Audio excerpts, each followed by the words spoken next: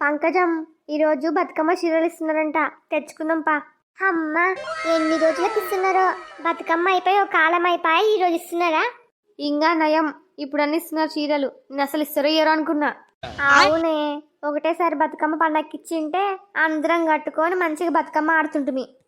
యాదోలే, ఇప్పుడు అన్ని ఇస్తున్నారు. పా తెచ్చుకుందాం పా చీరలు. పోదాం పండి.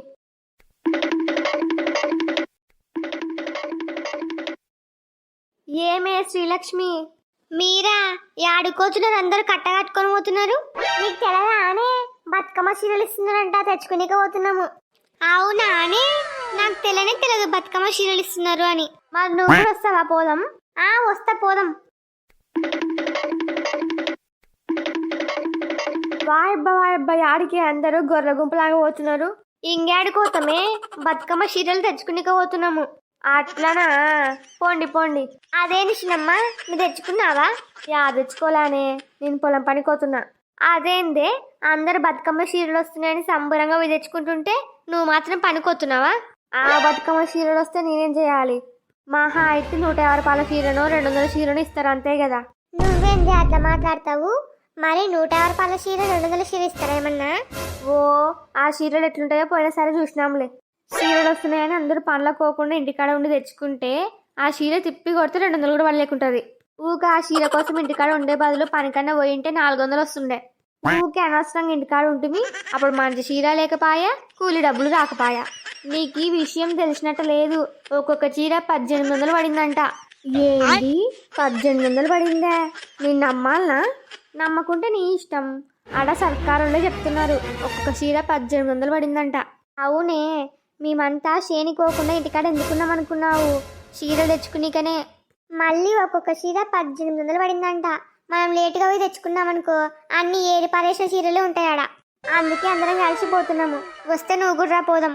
నేను రానబ్బా, మీరే పోండి. పోయినసారి కూడా చీరలు మంచిగున్నాయి అండ్రి. ఆడికి పోయిన తర్వాత నా ఆశీరకం చీర చేతిలో పెట్టినారు. ఇప్పుడు కూడా అట్లే పెడతారు. నేను రానబ్బా. నా మాట రాయే, పోదాము. ఒక్కొక్క చీర 1800 పడిందంటే ఊకెందుకు ఇచ్చి పెట్టాలి? లేటుగా పోయి తెచ్చుకున్నావనుకో, అన్ని ఏరి పరేసిన చీరలే ఉంటాయి.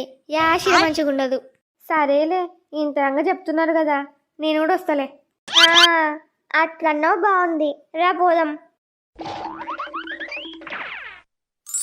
వాయబ్బా, ఎన్ని చీరలు కూడా. సునీక డిజైన్ మంచిగుంది. అవునే అక్క, ఈసారి మంచి చీరలు వచ్చినాయి.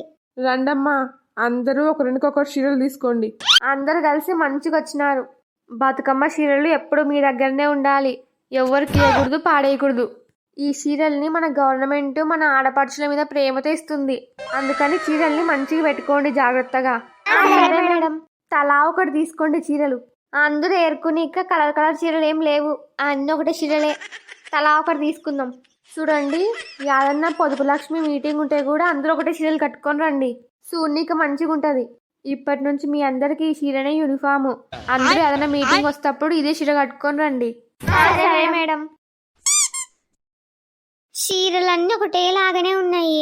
కలర్లు వచ్చింటే బాగుండు. చీర కలర్ బాగుంది, డిజైన్ బాగుంది, కానీ క్వాలిటీ అంతగా లేదు. ఈ చీర 1800 పడుతుందే. ఇంకా నయం, నేను కట్టుకునే చీర 300. మెత్తగా బాగుంది. ఈ 300 చీర లెక్క కూడా లేదు ఈ బతుకమ్మ చీర. డిజైన్ ఎంత మంచిగా ఉండని, కనీసం మెత్తగానన్నా ఉండింటే మంచిగా కట్టుకుంటుంటిమి. దీంట్లో సిల్క్ కలిసినట్టుంది. నేను చెప్తే నా మాట విన్నారా? ఎక్కడ తిరిగి నాసిరకం చీరనే చేతిలో పెడతారే, అవద్దు అని చెప్పినా నేను. చీరలు మంచిగానే ఉన్నాయి, కలర్ బాగుంది, డిజైన్ బాగుంది, క్వాలిటీ కూడా రకంగా ఉంది. కానీ ఈ చీర 1800 మాత్రం పడదు. ఊరికి అనవసరంగా కూలికి పోయేదాన్ని తొలుకొని పోయేది మీరు. పనికి పోయింటే మంచిగా 400 వస్తుండే. ఎట్లా అన్న ఒకటే చీరలే కదా, ఎవరు ఏర్పాలేనికి కూడా లేదాడా. అవునే, ఊక మేము కూడా పనికి పోయింటే బాగుండు, 400 వస్తుండే. ఈ చీర కోసం అని ఇంటికాడ ఉంటుంది. మళ్ళీ ఆ మేడము మీటింగ్ జరిగిన ఈ చీరనే కట్టుకొని రండి అంటుంది. ఈ చీర మహా అయితే 4 ఉతుకుల కంటే ఎక్కువ రాదు. మరి ప్రతిసారి మీటింగ్ కట్టుకొని పోవాలంటే ఈ చీర ఉండాలనా? యాదోలే, ఉన్నదాన్ని చూసి తృప్తి పడాలి. చీర చూడనిక పోయినసారితో పోలిస్తే బాగానే ఉంది. క్వాలిటీ కొంచెం తగ్గింది అంతే. డిజైన్ బాగుంది, కలర్ కాంబినేషన్ బాగుంది, క్వాలిటీ కూడా తీసిపాడేనిక లేదు. యాదో పండక్కో పబ్బానికో లేక ఆమె చెప్పినట్టు మీటింగ్కో కట్టుకొని మెత్తగా చేయాల్సిందే. ఇంకా అంతే కదా మరి. హలో ఫ్రెండ్స్, ఈ వీడియో నేను జస్ట్ ఫన్ కోసం మాత్రమే చేసినాను. ఆ చీర మీద ఉన్న ఒపీనియన్ కూడా నాది కాదు, మా ఊరి వాళ్ళు అనుకునేదే నేను చెప్పిన. ఈ వీడియో మీకు నచ్చినట్లయితే ప్లీజ్ లైక్ చేయండి, షేర్ చేయండి. ఇలాంటి మరెన్నో వీడియోస్ కోసం మా ఛానల్ని సబ్స్క్రైబ్ చేసుకోండి. మాకు సపోర్ట్ చేయొచ్చు కదా please. Thanks for watching. Bye bye.